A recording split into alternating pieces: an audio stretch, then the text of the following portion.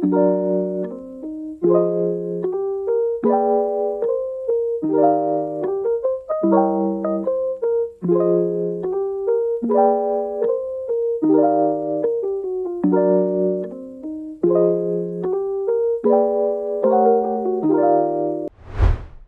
halo guys. Saat ini saya Fidel berada di apa namanya ini, Bang? Cash-Clean. Cash-Clean. Cash-Clean. Cash-Clean. Nah, saat ini saya sudah bersama dengan ownernya Cash-Clean dengan Mbak Halo. Rezi Nandabaris. Betul ya? Yes, betul. Iya. Nah, hari ini tuh kita sebenarnya mau ngobrol-ngobrol Ya. yang santai lah ya. Ya. Gimana cara bisa menginspirasi dan ada unsur edukasinya. Ya, oke. Mungkin pertama-tama boleh nggak dikenalin dulu nih ke penonton, Bang Rezi ini latar belakangnya seperti apa, dulu kuliahnya di mana? Saya Rezi Nandabariski, biasa dipanggil Rezi. Saat ini saya aktivitasnya selain sebagai kalau orang business owner ya di Cash-Clean yang bergerak bidang cuci sepatu dan juga sebagai dosen. Wah, dosen, mantep banget nih. Tapi sebelum sampai akhirnya bikin ini tuh boleh nggak diceritain dulu tuh awal kuliahnya di mana gitu, Oke. sekolahnya di mana? Jadi sebenarnya Cash-Clean ini ada karena menurut saya adanya keresahan pribadi sebenarnya Bang, gitu ya. Dimana keresahan pribadinya itu ketika di tahun 2017 saya punya beberapa sepatu ya masuk industri mau cuci gitu ya, saya itu belum terlalu ada, mungkin belum terlalu banyak dan belum marak, bahkan belum ada juga gitu ya, di sekitar kebagusan terutamanya. Jadi saya explore dulu nih di kebagusan dalam kurun waktu 1 bulan atau analisa dulu. Berarti menggunakan ilmu yang saya dapat di bangku kuliah. Karena kebetulan setelah saya lulus magister S2 di bidang pemasaran, saya resign dari kantor. Saya coba full untuk membangun Cash-Clean ini. Jadi Cash-Clean ini sebenarnya kalau dibilang seperti keluarga, iya ya, karena runtutan nama anak saya gitu. Kilo Alpha Sierra Hotel. Kilo Alpha Sierra Hotel. Cash-Clean. Kalau yang lainnya ada yang Kaska, Kasva, Cassandra, nama anak saya. Jadi kalau dibilang ini kayak anak keempat lah. Anak keempat ya. Tapi pun lahir duluan ya. Gitu. Cuman boleh nggak kita agak sebelum lebih jauh mundur sedikit nih. Dulu sebelum S2 apa D3, S1 Ya. atau apa? Jadi alhamdulillah saya selalu bilang juga ke teman-teman yang saat ini saya ajar di kelas, saya kuliah dari D3 Bang, kebetulan. D3 saya di bidang broadcast tempo hari. Ya rencana jadi broadcaster cuma nggak jadi. Akhirnya setelah D3 saya kerja dulu, lalu dapat rezeki di suatu perusahaan sampai nabung kurang lebih 2 tahun baru bisa kuliah S1. Ya S1 selesai, dapat waktu ya 2 tahun lanjutan ya, 2 tahun lebih ya, hampir 3 tahun langsung diterima di MT, salah satu bank swasta di Indonesia.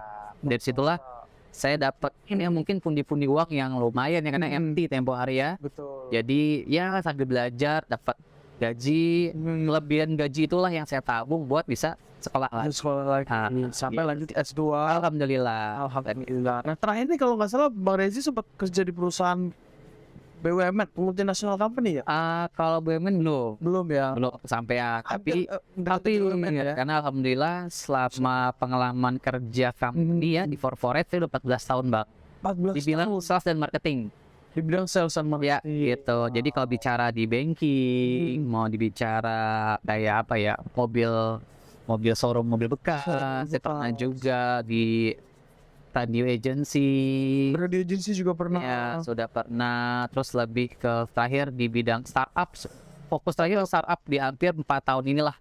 Sebelum saya terakhir di tahun kemarin di salah satu fintech warna merah ya. Terus kena namanya badai layoff ya, tempo hari tahun kemarin, ya udah saya kena salah satunya. Dan alhamdulillah mungkin ya, kalau orang bilang PHK pemutusan hubungan kerja, tapi kalau saya positifnya peluang hidup kaya. Wah, luar biasa teman-teman. PHK itu bukan pemutusan hubungan kerja, tapi peluang hidup kaya. Berarti dalam 10 bulan ini saya menjadi seorang job seeker. Ya, saya mungkin diarahkan untuk bisa mendevelop ini Cash-Clean. Jadi saya mendevelop dari sisi mungkin SDM-nya, manajemennya, lalu reporting juga ya, manajemen, sistem dan alhamdulillah sekarang udah ter-record lebih baik lah ya. atau absensinya laporan harian, laporan bulanan, sampai sistem penggajian pun juga demikian. Wow, luar biasa banget. Nah, terus kenapa Cash Clean ini berkaitannya dengan sepatu dan tas? Awalnya kan mungkin tadi diceritain karena pengalaman pribadi gitu ya. Cuman kalau melihat ke depannya ini potensinya gimana? Kalau potensi menurut saya luar biasa Bang. Karena kan kalau mungkin Abang juga punya sepatu ya. Ya, Kan nggak mungkin saat ini ya, eranya orang cuma punya satu pasang sepatu. betul. Minimal 2 atau 3. Betul. Biasa yang sepatu untuk formal pasti, sepatu untuk ya kayak sneakers biasa, atau untuk yang lari itu pasti beda dengan yang kayak hangout gitu ya. At least kalau satu orang punya 3 sepatu, kali berapa orang gitu ya. Kali pasangannya gitu ya. Mungkin ada anaknya. Ya seperti itu Bang. Jadi menurut saya potensinya luar biasa. Jadi kalau kita mau buat bisnis sebenarnya adalah kita tahu dulu nih potensi yang ada di sekitar kita Rasional. jalankan. Siapa market kita. Jadi nanti yang kita udah ada bisnisnya mau beli siapa nih. Dan kira-kira sustain atau tidak untuk terus berlanjut bisnisnya. Jangan bisnis yang kayak cuman FOMO aja gitu atau yang viral seketika udahnya selesai. Tapi carilah yaitu dia needs ya, kebutuhan. Jadi market seperti apa kita masuk sebagai solusi. Itu sih yang saya pegang Pak. Betul. Jadi ini masuk bukan hanya sekedar untuk FOMO atau gaya-gayaan, Ya. tapi karena memang ada solusi yang diberikan ke masyarakat gitu ya. Betul. Nah, boleh nggak diceritain nih suka dukanya selama 2017 ke sini tuh udah lumayan dari 5 tahun ya, Mau 6 tahun. mau 6 tahun Bang. Ya. Nah itu boleh nggak Bang diceritain sedikit nih, kita sharing ke penonton. Kalau suka duka luar biasa Bang ya. Karena kan pasti ini saya pertama kali membangun sendiri Bang. Sebelumnya belum 2017 bisnis atau sudah, tapi ini bisnis yang mungkin keluar jalur dari yang family sudah punya mungkin. Karena ada keturunan juga beberapa dari orang tua ayah dan keluarganya itu mau bercerdas gitu ya, entrepreneur, berniaga. Tapi saya jalankan bisnis ini. Hal pertama kali yang saya dapetin omongan di keluarga adalah ini kalau saya nggak kuat mentalnya ya, ngapain sih S2 masih nyuci sepatu orang. tuh. Itu yang ngomong di circle paling kecil, ring satu nyakit saya gitu kan. Itu kalau saya mentalnya mungkin lembek ya, saya pasti akan gone tuh, pasti akan nggak jadi jalan deh gitu. Jadi itu yang saya membuat semangat saya. Jadi setahun setengah lah saya hampir jalin sendiri. Jadi kalau misalnya pagi saya pakai kaos biasa itu ya terima customer nyuci. Kalau ada kelas malam kan udah pas ngajar juga. Sekarang ya Pas ngajar di kelas malam saya ganti baju ngajar, atau kelas pagi setelah kelas pagi saya langsung datang ke toko untuk ngajar. Ada juga jeda waktu off 1 hari karena saya ada kelas yang full day itu. full day seharian. Ya, jadi kalau dibilang jadi entrepreneur yang enak-enak, ya belajar ada 24/7 Bang. Standby gitu ya. Standby setiap hari ya. Karena kalau enggak ya kita nggak tahu gimana nih feel-nya di lapangan atau di toko seperti apa. Jadi ya udah tahu perasaannya ya kena apa ya dibilang customer kayak gini ya. Customer Marahin datang gitu ya. komplain, Hard komplain, yang soft komplain, ganti sepatu orang juga pernah. ganti sepatu orang. Ya karena mungkin udah waktunya istirahat, saya paksa gitu ya. Ya udah jadinya salah eksekusi gitu kan. Terus apa lagi ya? Ya banyak lah Bang suka dukanya. Tapi sukanya ada, duka juga ada lah. Tapi buat saya banyak sukanya juga karena saya bisa berbagi. Wah betul Gitu betul, sih. betul. Nah sekarang nih di perusahaan ini tuh ada berapa karyawan sih Bang kalau boleh tahu? Oke. Dari saya sendiri saya berdua tempo hari karena baru berani ngambil satu orang ya hiring ya. Dari berdua. Apa di tahun 2021 2020 bahkan sebelum Covid ya. Saya udah berani ngambil 2. Covid datang hilang semua. Hilang semua. Iya, karena emang juga ada yang cuci ya. Ada kan orang pada di rumah kan. Baru di akhir 2020 awal 2021 ini juga ada yang ikut bareng saya di 2021 dari awal sampai sekarang. Jadi tim leader dia sekarang dari yang nggak tahu apa-apa 5 orang ya. Sekarang sudah 5 orang. Iya. Cleaning, ada yang pick up plus 1 di sana accounting saya. Accounting-nya. Iya, jadi membantu untuk mereka keuangan dan lain-lain. Jadi saya tahu berapa sih in total gitu ya omset saya keseluruhan gitu. Jadi walaupun sempat terkena badai pandemi, Ya. tidak terus hilang gitu ya. Bang. Tapi Yang hilang banyak, kalau yang hilang gini ya. Tapi alhamdulillah ya ada gitu yang masuk dan memang mau kita jemput bola, dan mereka ya lumayan lah ada pemasukan, tapi di dalam badai COVID itu sebelum ada transisi ya PPKM ya, tapi PSBB istilah katanya itu ada ya sih. Itu ada. Nah sekarang sudah bangkit dan sudah ada 5 orang. Nah Alhamdulillah gimana nih manage-nya nih, yang dari awalnya mungkin mereka nggak tahu terus sampai sekarang bahkan udah jadi tim leader gitu, gimana nih cara ngebinanya? Oke, yang pertama saya selalu memposisikan kita ini sebagai tim. Walaupun secara hierarki juga ada ya keputusannya. Tapi di sini kita sebagai tim bahwasanya tidak saling support. Yang pertama, yang kedua komunikasi. Jadi saya baru ya memberikan free access MyPet ternyata untuk bisa mudah berkomunikasi di sini. Karena customer yang cepat ya.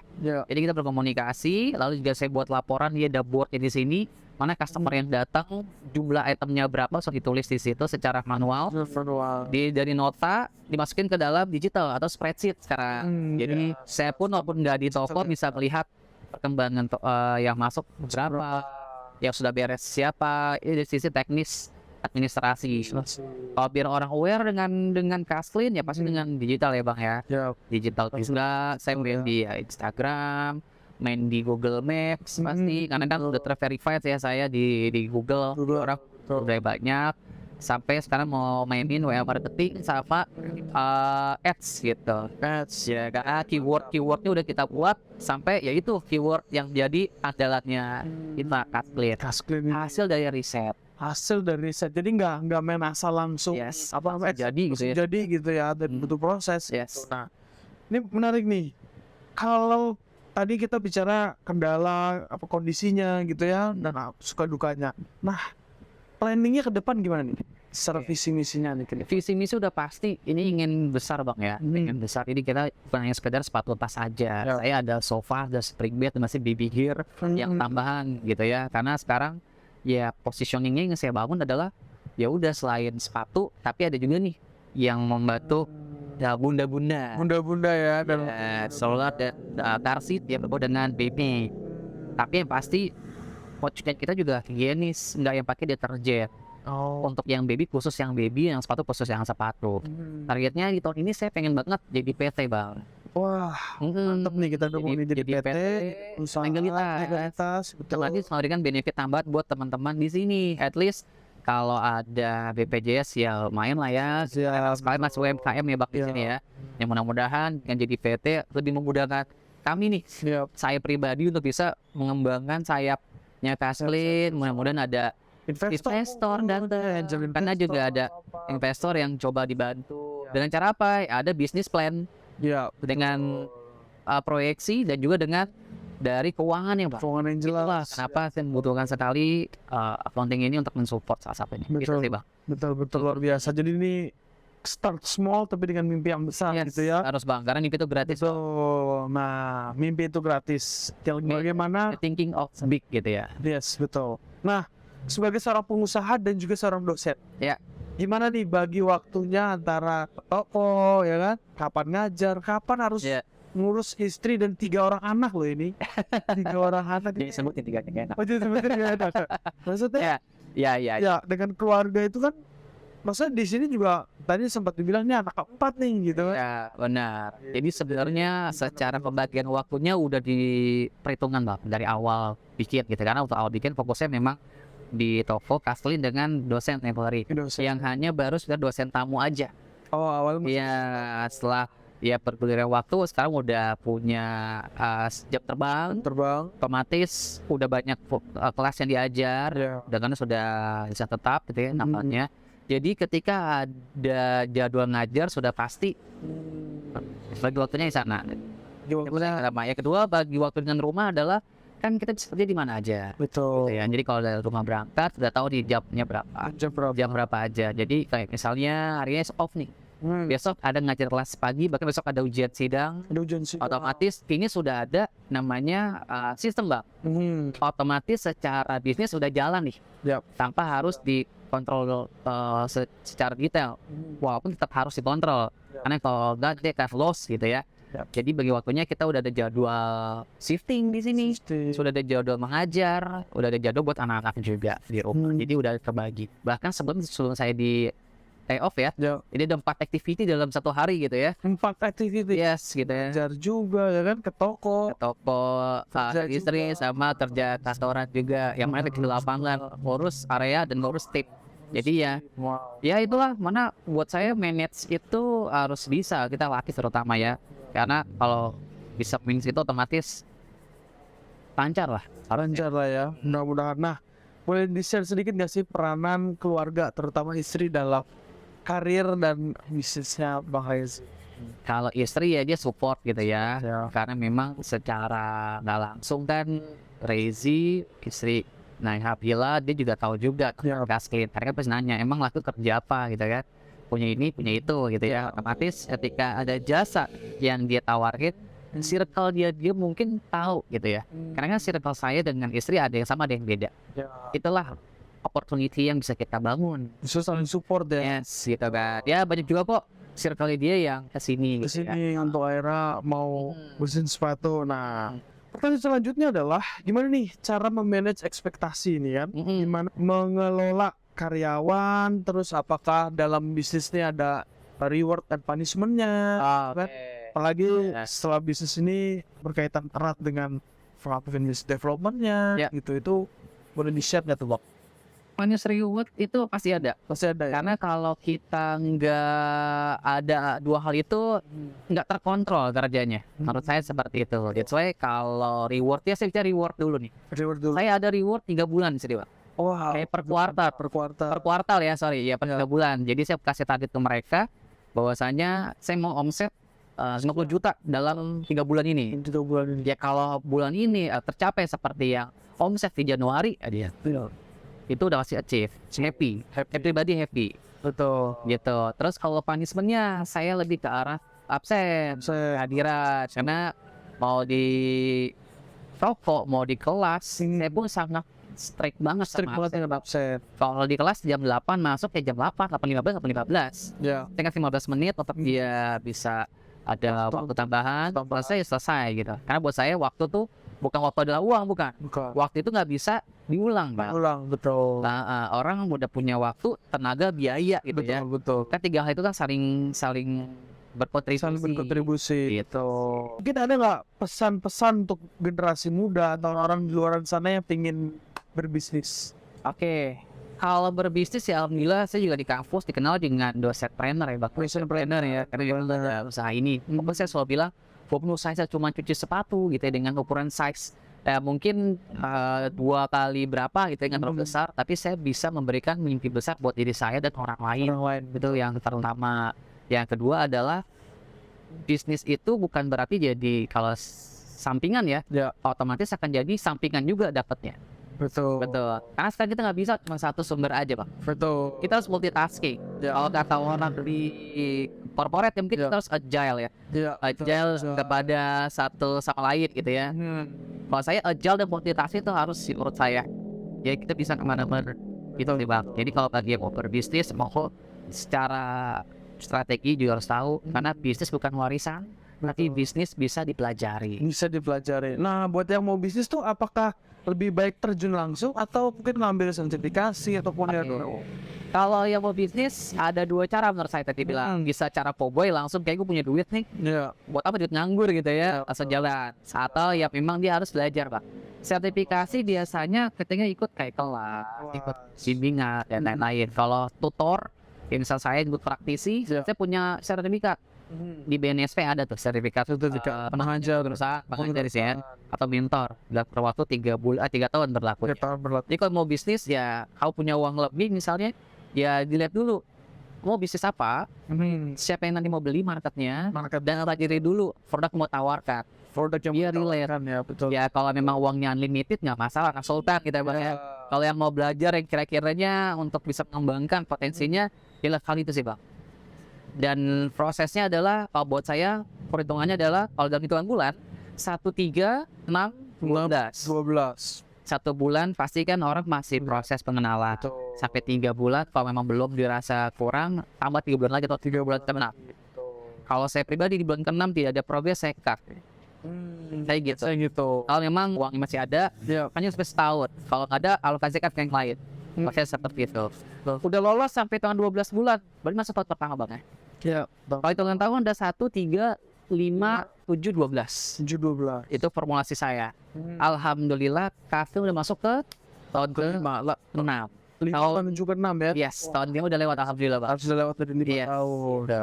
Terus berkembang gitu ya. Nah, mungkin ada nih, kita sebelum tutup, Bang Rezi punya nggak apa ya, keyword atau pesan atau motivasi yang selama ini tuh jadi landasan untuk bangun setiap pagi, bahwa nih banyak yang harus diurus. Apa nih motivasi Yang sangat inspirasi banget adalah yang saya bilang tadi ya. Saya sangat menghargai waktu nih bang. Jadi waktu, tenaga, dan biaya adalah 3 kata yang sangat bagus sekali untuk kita pribadi. Karena apa? Saat kita punya tenaga, kita punya biaya, kita nggak punya waktu, semua nggak akan terjadi bang. Ya, betul. Tenaga bisa dibangun, Betul. bisa dicari untuk biaya, tapi waktu bisa diulang. Ya. Gitu. Kayak hari ini kita bisa discuss ini bang kan. Ya. Kita karena ada waktu, karena ada tenaga, dan ada biaya kan bang ya. Iya, betul. Semua bisa kesempatan yang bersamaan. Kalau salah satu faktor ini tidak mendukung aja, kita nggak akan terjadi. Itulah yang saya bilang kenapa waktu, tenaga, dan biaya satu hal yang sangat krusial sekali. Dengan begitu kita bisa memanfaatkan dengan cara apa? Membangun koneksi, membangun relasi. Jadi kalau sekarang kan orang bilang no transaction, no relation ya bang. Gitu ya. Orang nggak akan mau ada transaksi kalau kita nggak ada kenalan. Sekelas kita pun teman gitu ya. Bang, jadi itu bang 10 juta, pasti lo kan kaget ya bang ya, gimana ya? Kecuali kita udah bangun nih, koneksi udah lama, udah agak lama koneksinya, turun lagi ke bentuk relasi, jadi udah ketemu heart to heart gitu ya, udah nyaman, baru kan lo pasti akan ngasih transaksi, yaitu di 10 juta. Kan buat gue transaksi itu nggak harus uang, tapi dengan personality juga suatu transaksi, gitu sih bang. Wow, menarik banget. Ada banyak hal yang kita pelajarin, teman-teman. Semoga perbincangan kita kali ini bisa memberikan manfaat, bisa memberikan inspirasi dan motivasi untuk kita semua. Iya. Sekian untuk hari ini. Terima kasih Bang Rezi. Sama-sama. Semoga sehat selalu. Sukses, salam untuk keluarga. Oke. Terima kasih. Assalamualaikum.